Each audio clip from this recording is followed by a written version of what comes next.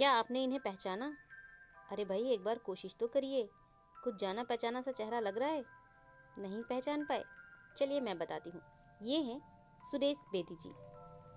Hello friends, welcome to Neha's channel. Channel को subscribe कर लीजिए, बेल आइकन प्रेस कर लीजिए ताकि आने वाले हर वीडियो का नोटिफिकेशन आपको टाइमली मिलता रहे। आज बात करूँगी सुदेश बेदी जी के बारे में।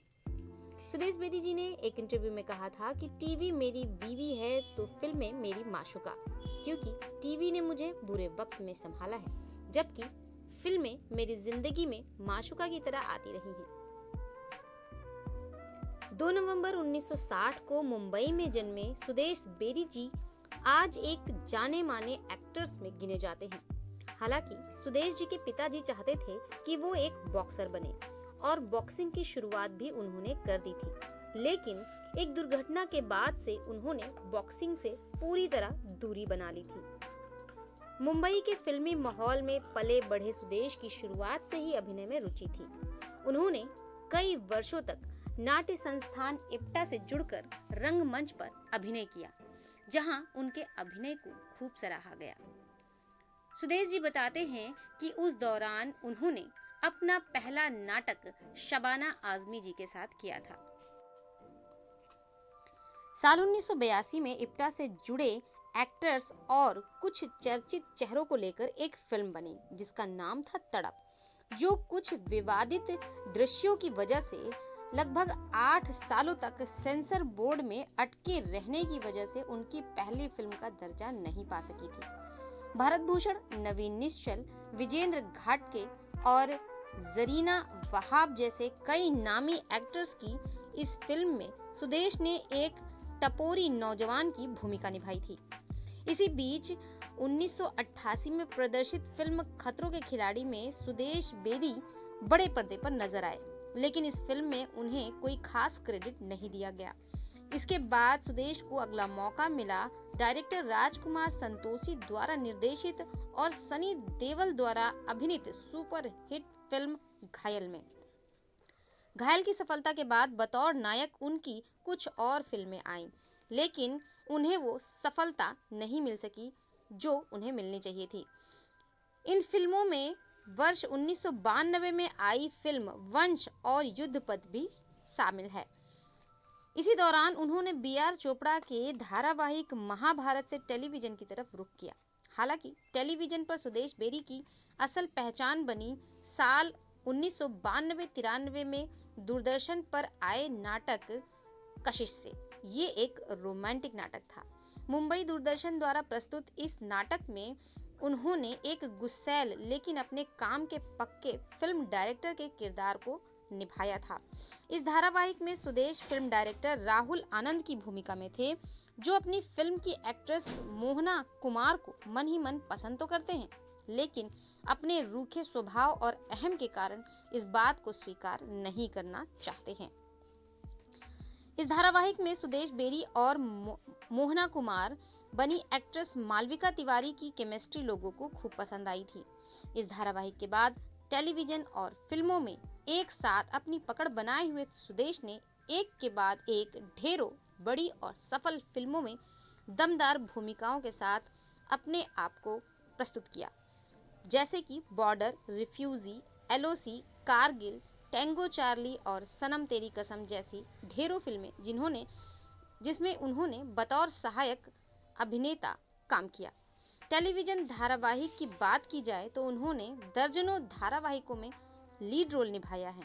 ढेरों धारावाहिकों में सहायक और चरित्र भूमिकाएं भी निभाई हैं, जैसे कि सुराग, अंदाज, अगले जन्म मोहे बिटिया ही कीजो, बेगूसराय, प्रेम या पहेली चंद्रकांता, सिया के राम जैसे कितने ही धारावाहिक हैं जिनमें इन्होंने अपनी दमदार भूमिका दिखाई है।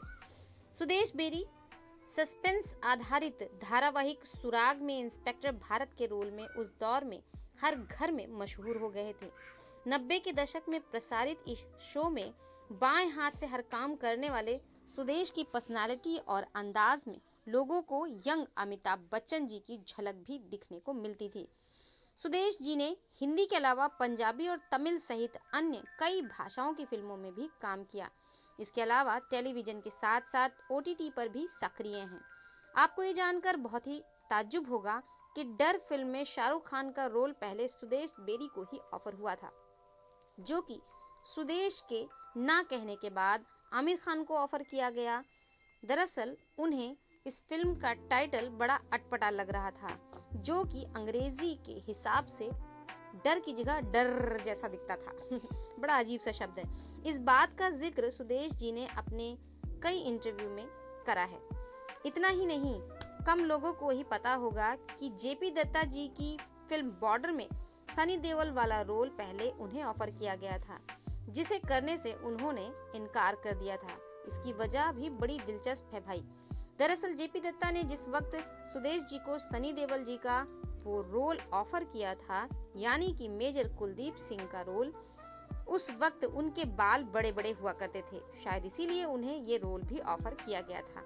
लेकिन सुदेश तब सरदार वाला रोल नहीं निभाना चाहते थे और इससे बचने के लिए अपने बालों को फौजी स्टाइल में लेकिन सुदेश तब सरदार का रोल नहीं करना चाहते थे और इससे बचने के लिए अपने बालों को फौजी स्टाइल में कटवाकर JP दत्ता के सामने पहुंच गए।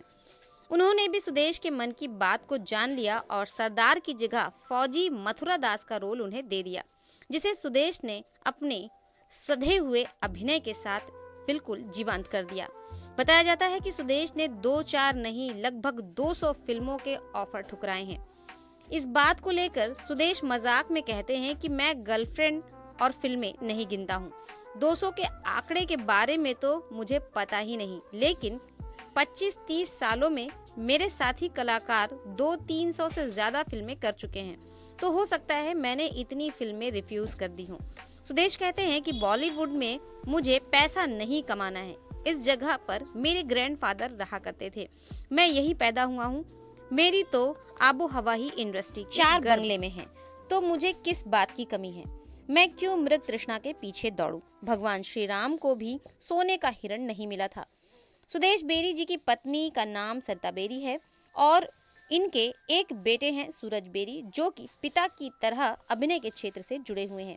सुदेश आज भी काफी फिट और हैंडसम नजर आते हैं। सुदेश बेरी बताते हैं कि उनका और उनके बेटे का संबंध बाप बेटे से कहीं ज्यादा एक दोस्त जैसा है। सूरज अपने पापा या डैडी की जगह पिंक्स कहकर उन्हें पुकारते हैं, तो वहीं सुदेश अपने बेटे को अपना बड़ा भाई और खुद को सूरज का छोटा भाई कहते हैं। सो फ्रेंड्स, ये था आज का वीडियो। उम्मीद है आप लोगों को वीडियो पसंद आया होगा। वीडियो पसंद आया है तो लाइक, शेयर और कमेंट करना बिल्कुल भी मत भूलिएगा। चैनल को सब्सक्राइब जरूर कर लीजिएगा, बेल आइकन को प्रेस कर लीजिएगा, ताकि आने वाले हर वीडियो का नोटिफिकेशन आपको टाइमली मिलते रहे। आज के लिए बस इतना ही, मिलूंगी अगले वीडियो में। तब तक के लिए हंसते रहिए, मुस्कुराते रहिए और हमेशा खुश रहिए।